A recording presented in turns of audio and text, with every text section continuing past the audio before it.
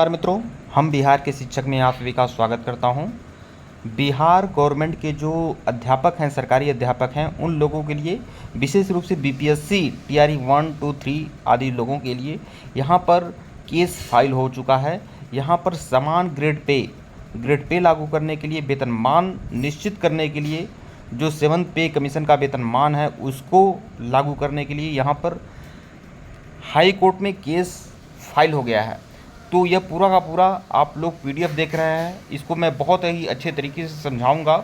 और यहाँ पर मुश्किल से देखिए, यहाँ पर जो केस फाइल हुआ है 9 to 10, 11, 12 मतलब टीजीटी और पीजीटी के अध्यापकों के समान अधिकार के लिए और वेतनमान सुरक्षित रखने के लिए और ग्रेड पे लागू करने के लिए सीपीसी रूल के तहत इसे लागू करने के लिए यहाँ पर हाई कोर्ट में केस फाइल हुआ है। बहुत ही शॉर्ट में मैं इस चीज़ को समझाऊंगा। हम बिहार के शिक्षक का व्हाट्सएप ग्रुप भी बना हुआ है, आप उस व्हाट्सएप ग्रुप को ज्वाइन भी कर सकते हैं। आइए शुरुआत करते हैं। यहाँ शुरुआत करते हैं आप सभी लोगों के लिए।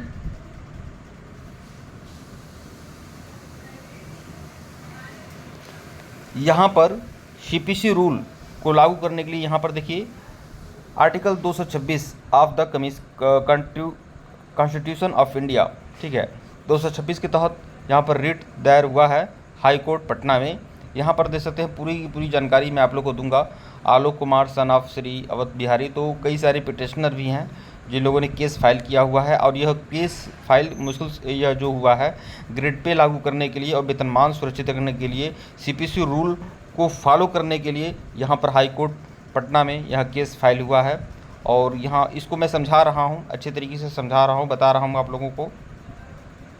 तो देखिए यह जो पूरा मतलब कि यहाँ पर जो पिटिशनर हैं, याचीगढ़ है, इनका यही कहना है कि यह जो देखिए बिहार विद्यालय अध्यापक शिक्षा सेवा नियमावली, बिहार विद्यालय शिक्षा सेवा नियमावली जो रूल नंबर 13 है उसी को चैलेंज किया है इन लोगों ने, जिसमें फीडमेंट मैट्रिक्स लागू किया गया है, जिसमें एक निश्चित वेतनमान बता दिया गया है।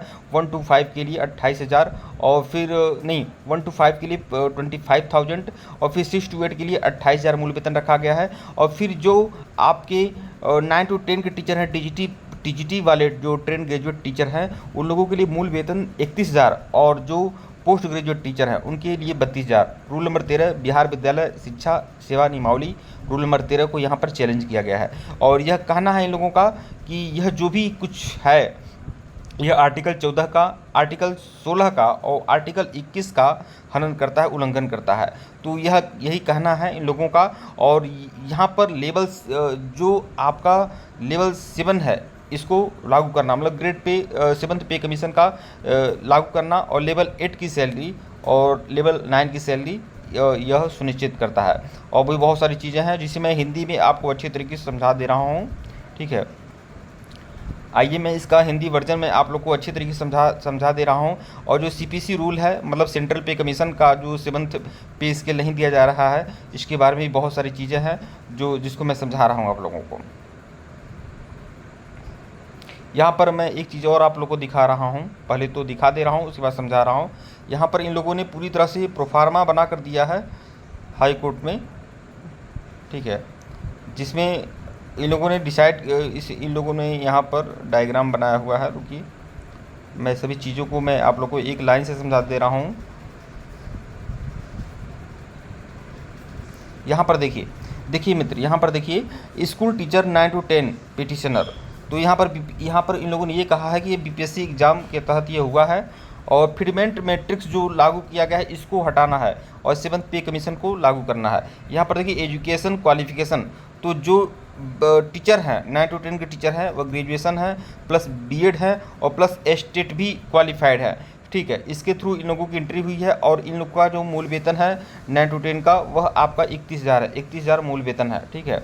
और यहाँ पर मूल वेतन 31,000 है। फिर इन लोग को जो डीए और एचआरए मिलता है 31,000 मूल वेतन में, जो भी होता है 52% या 55% जोड़कर इन लोगों को मिलता है, ठीक है।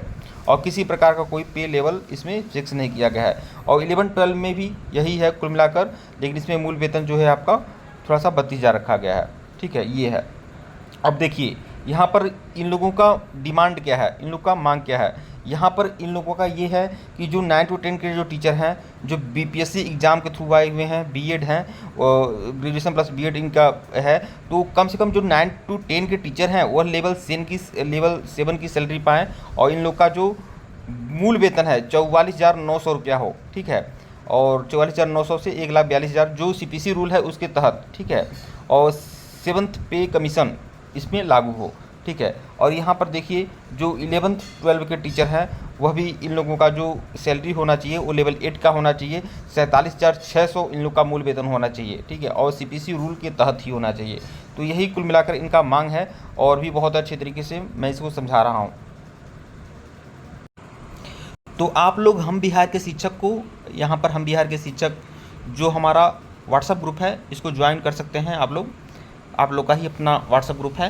तो हम लोग इसे शॉर्ट नोट्स के जरिए हम लोग समझते हैं जो इस याचिका का उद्देश्य क्या है। तो शिक्षकों को 7वें वेतन आयोग के अनुसार वेतनमान और भत्ते दिए जाएँ, यह इसका उद्देश्य है, ठीक है।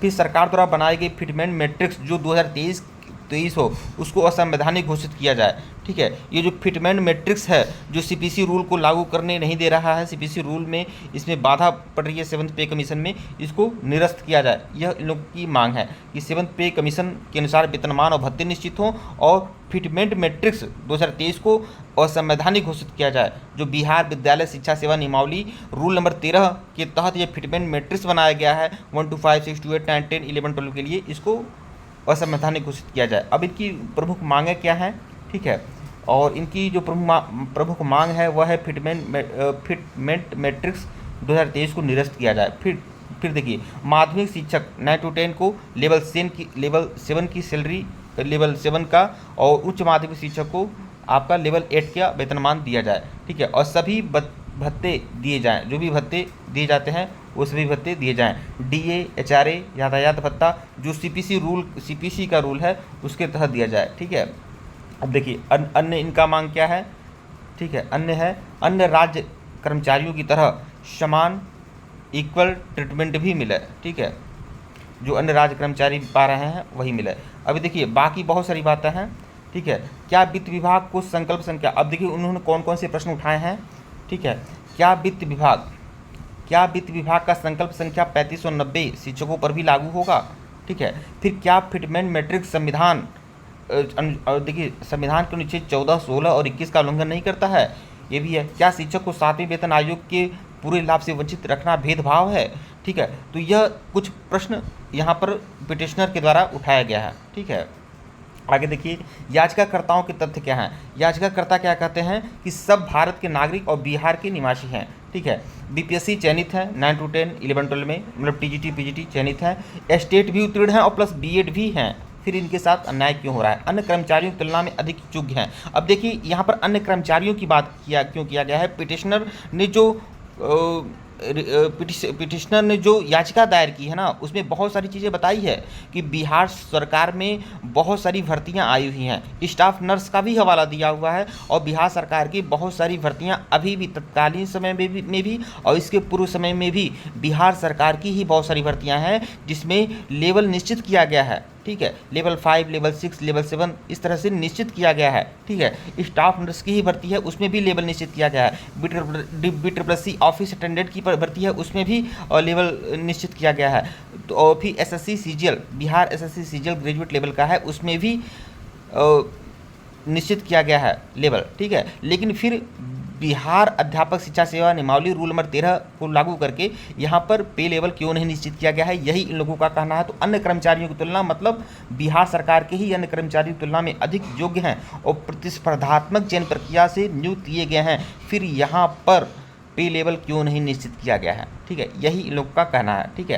अन्य बातें भी देखिए भारत सरकार ने 1 जनवरी 2016 से 7वां वेतन लागू किया है। अब देखिए जो 7वां वेतन है 7th पे कमीशन है वह 1 जनवरी 2016 से लागू है। लगभग 10 वर्ष पूरे होने वाले हैं, ठीक है, 10 वर्ष पूरे होने वाले हैं, लेकिन उसके बाद भी 10 वर्ष पूरे होने वाले हैं उसके बावजूद भी बिहार गवर्नमेंट में ही यहाँ पर जो टीचर हैं उनको 7वें वेतन आयोग का लाभ नहीं मिल रहा है। तो 7th पे कमीशन को लागू करवाना वो भी 10 साल बाद, इसके लिए हाईकोर्ट में पिटीशन दायर किया गया है। तो देखिए बिहार सरकार ने 2016 में राज्य वेतन आयोग गठित किया। ठीक है। राज्य मंत्रिमंडल ने मई 2016 में वेतनमान स्वीकृत किया और संकल्प संख्या 3590 जारी किया। याचिकाकर्ताओं को अब तक पूरा लाभ नहीं मिला। तो यही इन लोग का पूरा कथन है, आगे देखिएगा।